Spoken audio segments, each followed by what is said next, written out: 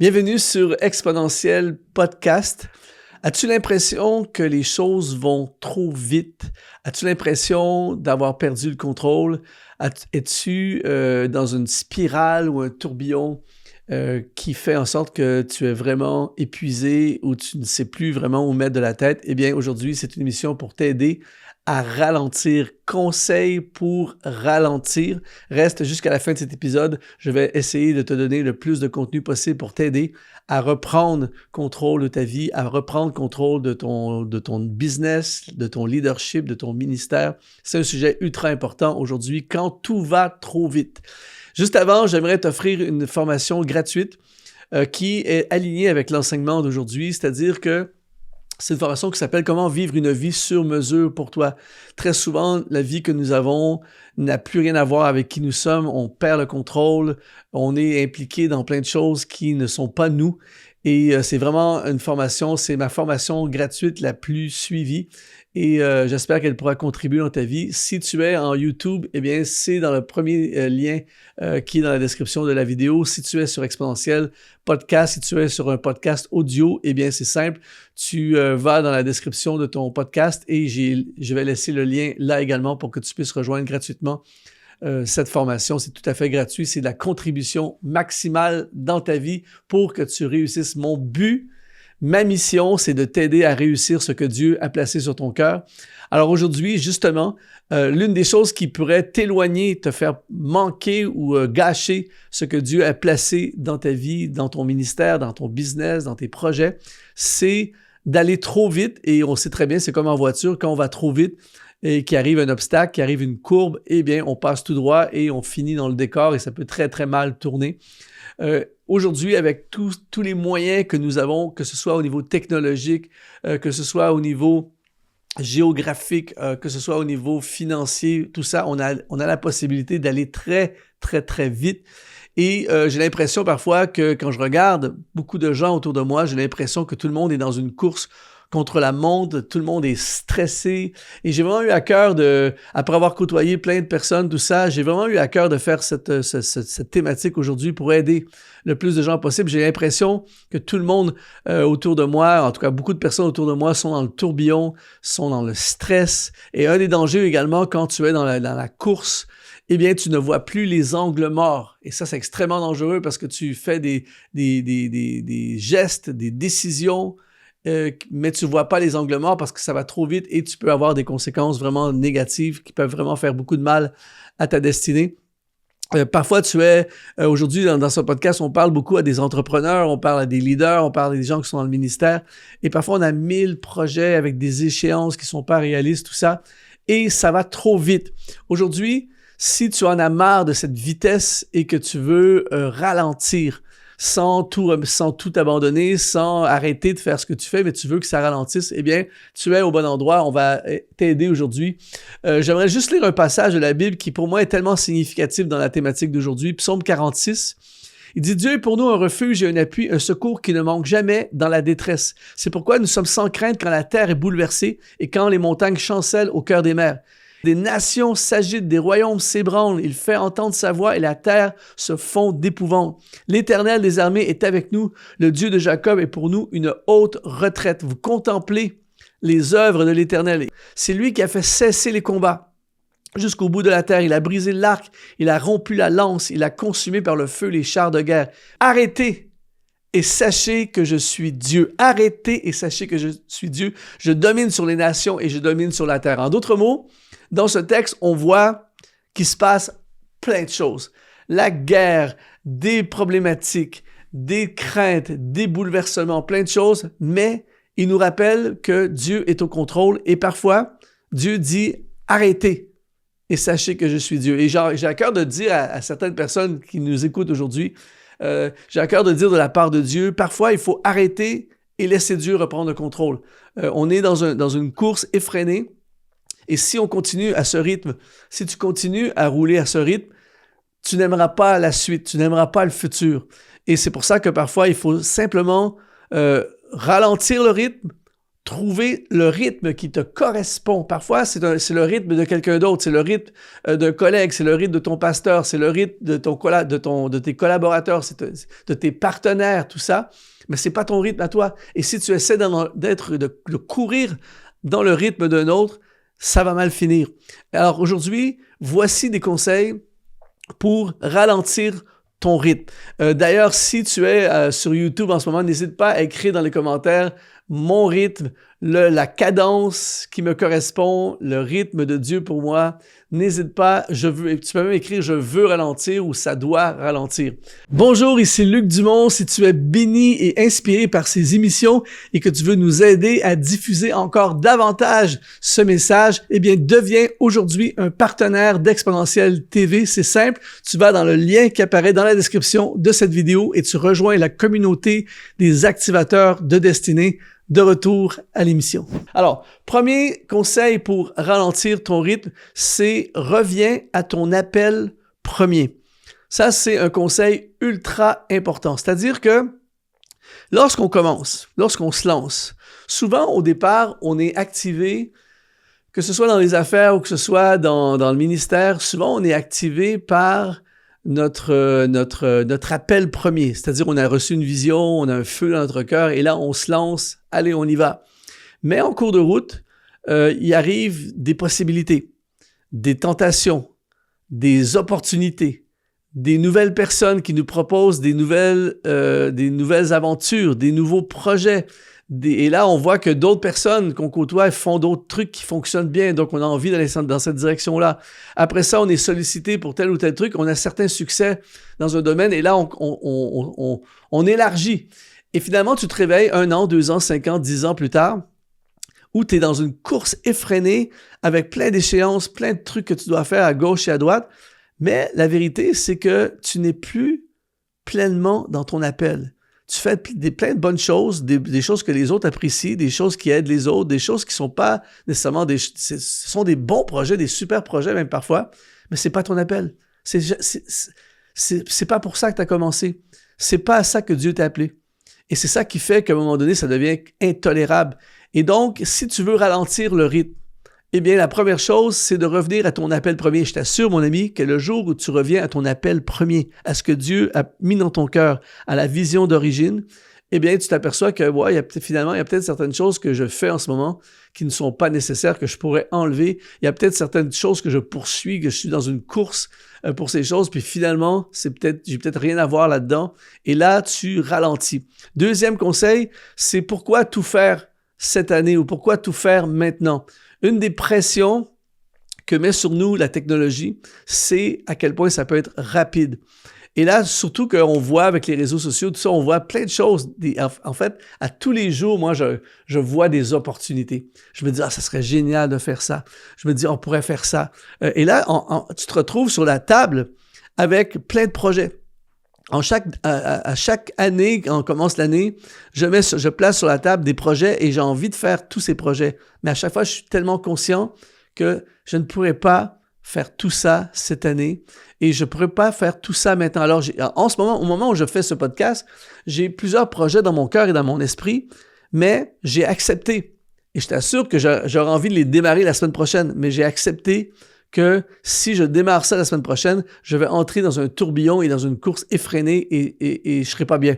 Et probablement qu'on ne réussira pas et on va épuiser tout le monde, incluant nous-mêmes. Donc, j'accepte de reporter, d'attendre, de faire ça plus tard. C'est pas la saison, c'est pas maintenant, tout ça.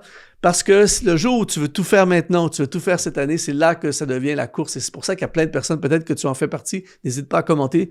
Peut-être c'est pour ça qu'en ce moment, tu te lèves le matin et tout de suite, le stress te tombe dessus et tu as l'impression de courir toute la journée. Tu cours parce qu'il y a trop de choses, il y a plein de choses en même temps. Troisième conseil, c'est qui veut-on impressionner? Ça, c'est un truc tellement réel. C'est-à-dire que maintenant, il est possible d'être vu davantage qu'auparavant. Avant, on pouvait être vu de ceux qui étaient présentiellement, techniquement, dans notre entourage. Et déjà là, on avait déjà cette pression d'impressionner. Mais maintenant, tu peux impressionner tes followers sur Instagram, tu peux impressionner les gens qui te suivent, tu peux mettre des photos, et là, il n'y a pas de limite jusqu'à jusqu'où on peut impressionner. Tu vas essayer parfois d'impressionner ceux qui font des choses comme toi. Et parfois, les gens t'écrivent et te disent « Wow, félicitations, c'est incroyable ce que tu fais. » Et là, toi, tu veux encore plus les impressionner. Et là, tu te retrouves dans un piège énorme. Et je veux te dire la vérité aujourd'hui, les gens majoritairement se fichent de ce qu'on fait. Et je dis pas ça dans un sens péjoratif, méchant. Les gens sont pas nécessairement méchants, mais les gens poursuivent leurs projets, poursuivent leurs objectifs personnels, leurs propres rêves. Et ce que nous, on fait, ils peuvent s'attarder quelques secondes à être impressionnés, mais par la suite, ils passent à autre chose.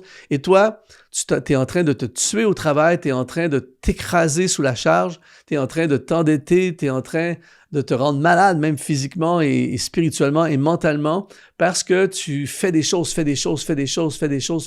plein de choses dans le but d'impressionner qui à la fin. Et donc, le jour où on décide de cesser de vouloir impressionner la galerie, impressionner Pierre-Jean-Jacques et les gens autour de nous et ceux qui nous suivent sur les réseaux sociaux et qu'on veut simplement faire la volonté de Dieu, ce qu'il nous appelle à faire, ce qu'il veut qu'on fasse, je t'assure, mon ami, que du jour au lendemain, ton rythme change, ton rythme ralentit. Quatrième conseil, c'est pourquoi en faire autant? Pourquoi? Moi, souvent, je me pose la question, ça fait partie de mon vocabulaire, ça fait partie beaucoup de mes interrogations. Pourquoi? J'ai une idée, par exemple, des fois, j'ai un projet, j'ai envie, je me lève un matin, et là, tout à coup, j'ai une impulsion de lancer tel truc ou de démarrer tel truc. Mais après ça, je passe le test du pourquoi. Pourquoi je ferais ça? Pourquoi je dois faire ça? Pourquoi le faire maintenant? Pourquoi le faire tout simplement? Et très souvent, quand tu commences à te poser la question du pourquoi, finalement, tu te dis, finalement, c'est pas à moi de faire ça. C'est pas dans mes priorités. C'est pas vrai, ça me correspond pas tant que ça finalement, ou c'est pas une bonne idée, ou peu importe. Mais pourquoi en faire autant? Pourquoi? Des fois, ça m'est arrivé, de me lever un lundi matin, je regarde l'agenda de la semaine, toutes les choses qu'il y a à faire. Et ça m'est arrivé souvent, et encore aujourd'hui, souvent, je me dis, pourquoi Luc? Pourquoi autant? Est-ce que c'est possible de faire un impact, de me développer à fond, de répondre à l'appel de Dieu, d'être dans ma mission de vie, sans en faire autant? Est-ce que c'est obligatoire d'en faire autant? J'étais avec des leaders récemment, et puis j'étais assis avec eux, et puis à un moment donné, dans la conversation, ça a été un peu bizarre, mais j'étais content de le faire. Je dis, pourquoi vous en faites autant? Pourquoi vous en faites autant? Et je ne parle pas dans un but paresseux ou dans un but manque de vision ou dans un but vraiment léthargique et de faire le moins possible. C'est pas dans ce sens-là. Mais tu regardes les gars, ils sont stressés à fond, ils sont cernés, ils sont crevés, ils sont fatigués, ils sont pas de bonne humeur, ils sont tendus, tout ça. Et là, tu leur dis, pourquoi en faire autant? Est-ce que c'est obligé? Est-ce que Dieu nous demande vraiment d'en faire autant? Et quand tu te poses cette question, je t'assure, mon ami, que ça t'amène à ralentir le rythme. Cinquième conseil, c'est Pareto, c'est-à-dire la loi de Pareto, communément appelée 80-20. Ça, c'est un truc qui a changé ma vie il y a plusieurs années de ça. Le principe de Pareto, je ne ferai pas l'enseignement aujourd'hui au complet. Il y a plein d'enseignements là-dessus. Mais le principe de Pareto se résume très simplement en disant que 20% des choses que nous faisons rapporte 80% des résultats que nous avons. Donc, l'idée, c'est d'investir 80% de notre énergie dans ce fameux 20%. Et c'est vrai qu'il y a plein de choses que l'on fait durant une semaine, durant un mois, durant une année, dans nos tâches, dans nos activités, qui ne sont pas nécessairement mauvaises, mais finalement, on dépense beaucoup d'énergie, beaucoup d'efforts, et à la fin, est-ce que ça donne vraiment quelque chose? Je parlais avec un entrepreneur il y a quelque temps de ça qui me disait qu'il faisait un truc comme quelque chose comme 2 millions par année de chiffre d'affaires, pas de revenus, pas de profit, mais de chiffre d'affaires, mais qu'il avait quelque chose comme 1 990 000 de dépenses. Et donc, il me disait, Luc, je travaille comme un déchaîné, tout ça, je fais plein de choses pour aller chercher des contrats, un peu d'argent, un 50 000 là, un 20 000 là, un 30 000, un 100 000, tout ça, pour pouvoir faire rouler la machine, pour pouvoir arriver à payer mes charges, mes frais. Mais dis dans le fond, il dit, je fais plein de choses qui font... En fait, je fais rentrer 20 000 pour payer 20 000, tu vois? Et finalement, on travaille juste pour garder en vie la machine. Et donc, quand tu penses en mode Pareto, mais tu dis, peut-être qu'il y a des choses que je devrais arrêter de faire, ralentir de faire et me concentrer sur les choses vraiment les plus importantes qui rapportent les résultats les plus importants. Et là, inévitablement, tu vas ralentir le rythme. 6e conseil, c'est « Es-tu heureux? Es-tu heureuse? » Je parlais avec un collègue il y a quelques temps de ça, et puis dans la conversation, on parlait justement de gens que l'on connaît qui sont dans des tourbillons de folie, tout ça. Et mon collègue a dit simplement comme ça, a dit « Est-il heureux? » Et ça m'a parlé, et je te pose la question aujourd'hui, es-tu heureux?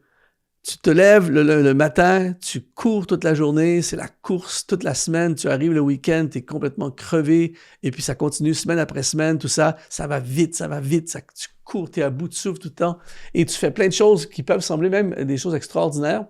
Mais la question, c'est, es-tu heureux? Et il y a plein de gens qui font des choses que peut-être que certains même envient, mais quand tu t'approches de ces gens et que tu regardes leur lifestyle, tu regardes leur vie personnelle, tout ça, et c'est évident qu'ils ne sont pas heureux. Et lorsqu'on est dans notre destinée, lorsqu'on est en train de faire ce que Dieu nous appelle à faire, même s'il y a des obstacles, même s'il y a parfois des combats, même s'il y a des certaines pressions, et même s'il peut y avoir des périodes, des saisons plus glorieuses que d'autres et d'autres plus difficiles, mais globalement, on devrait être heureux. Si poursuivre notre destinée, entre guillemets, nous rend malheureux, eh bien, il y a une alerte rouge qui sonne là. C'est pas normal. Parce que quand tu fais ce que Dieu te demande, c'est une vie qui te ressemble, comme on l'a vu pour la formation que je t'offre, la formation gratuite, comment vivre une vie sur mesure pour toi. Et quand tu vis une vie sur mesure pour toi, c'est une vie qui est à ton rythme, qui comprend qui tu es et qui correspond au rythme qui te correspond. Et donc, inévitablement, tu vas être heureux. Globalement, tu vas être heureux. Alors, si ça fait des mois que tu cours sans arrêt et que tu n'es pas heureux, tu n'es pas heureux, tu te lèves le matin, tu as le poids sur les épaules, tu te traînes les pieds toute la journée, tu es stressé, tu n'es pas bien dans ton corps, eh bien, c'est un avertissement que ça ne va pas et le temps est venu pour toi de ralentir le rythme jusqu'à ce que tu trouves le rythme qui te correspond. Et là, tu vas voir, le niveau de bonheur va augmenter inévitablement. 7e conseil, c'est protège ton moteur. Si tu prends un moteur de voiture et que tu le roules constamment à plein régime, constamment il est à fond la caisse, tout le temps sans arrêt, peu importe, eh bien, le moteur va exploser. Et c'est la même chose avec nos corps, avec l'être humain. Si tu pousses ta santé, tes émotions, ta tête, constamment à un régime pour lequel il n'a pas été créé, qui ne lui correspond pas, qui est trop exigeant. Et je ne parle pas, encore une fois, si tu suis mon contenu, tu sais très bien que je ne fais pas la promotion de la paresse et tout ça. Mais si tu es à la course du lundi au dimanche et que à longueur de journée, tu es à la course sans arrêt et que tu es toujours à plein régime, eh bien, je t'assure qu'il va y avoir des problèmes de moteur en cours de route. Et l'idéal, ce qui est mieux que de réparer un moteur qui est brisé, c'est d'entretenir un moteur et d'en prendre soin pour qu'il dure très, très longtemps. Alors ça, c'est mon conseil pour toi. Si tu cours sans arrêt, eh bien, il va y avoir des problèmes de moteur. 8e conseil, c'est vision humaine ou vision divine. La vision divine, c'est-à-dire, c'est la vision que Dieu a pour toi, ce que Dieu a prévu et ce qu'il veut faire pour toi, elle va toujours prendre en considération, écoute bien ceci, la vision divine va toujours prendre en considération qui tu es et comment tu es et les capacités que tu as. Et Dieu, parfois, va nous défier, il va nous étirer, mais il va jamais t'étirer pour casser l'élastique. Il va jamais te placer dans une course à te faire courir pour te tuer. C'est un papa, il t'aime et il veut le meilleur pour toi.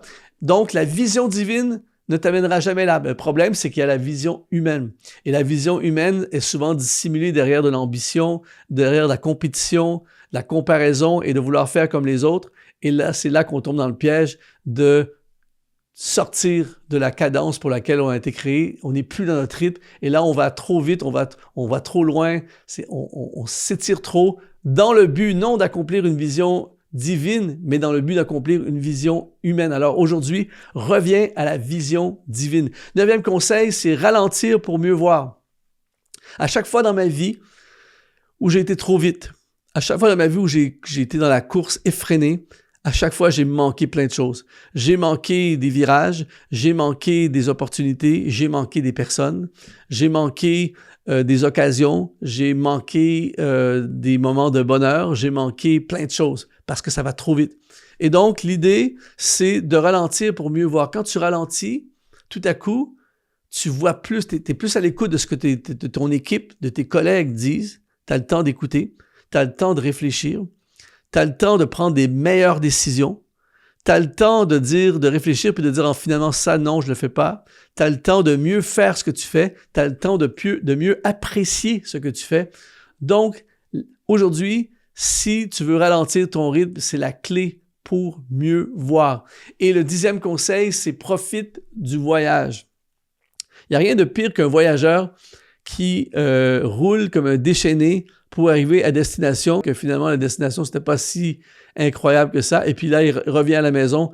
Même chose à vitesse maximale pour pouvoir arriver à destination. L'autre jour, j'arrivais à l'aéroport, il y a quelques jours de ça, je suis à l'aéroport, j'arrive de voyage.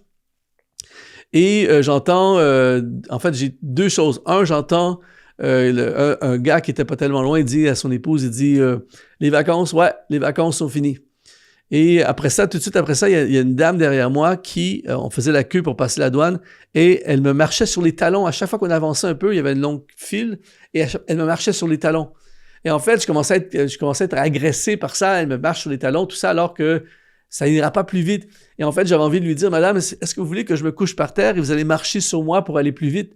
Tu vois? Et je ne l'ai pas fait, ne t'inquiète, j'ai eu une maîtrise de moi-même, je ne l'ai pas fait. Mais en fait, tout ce qu'elle voulait, elle, c'est d'aller à la valise. Et ce qui est très drôle, c'est que quand on est arrivé à la récupération de valises, on a attendu 15 minutes pour avoir nos valises. Donc, elle était là, pas tellement loin de moi.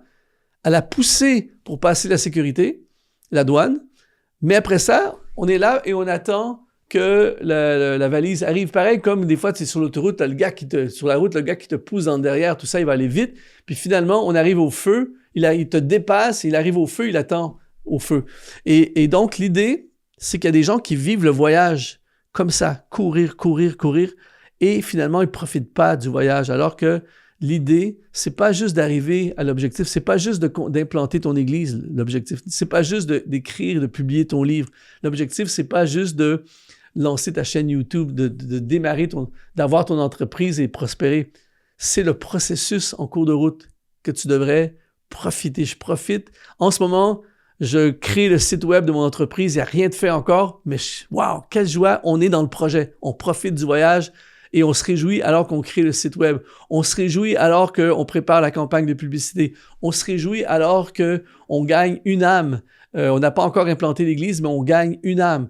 Et quand tu commences à vivre en mode « je profite du voyage », je t'assure que c'est plus aussi important d'aller ultra rapidement parce que le but, c'est d'avancer tout le temps jusqu'à mon dernier souffle. Et donc, je veux profiter aujourd'hui parce que sinon, c'est dommage de profiter juste le jour où je vais atteindre l'objectif parce qu'après ça, ça va être un nouvel objectif. Alors, l'idée, c'est quand tout va trop vite, on doit prendre la décision de ralentir. Si ça t'a parlé aujourd'hui, eh bien, n'hésite pas à écrire dans les commentaires si tu es sur YouTube. N'hésite pas à commenter, à liker cette vidéo si tu es encore une fois sur YouTube.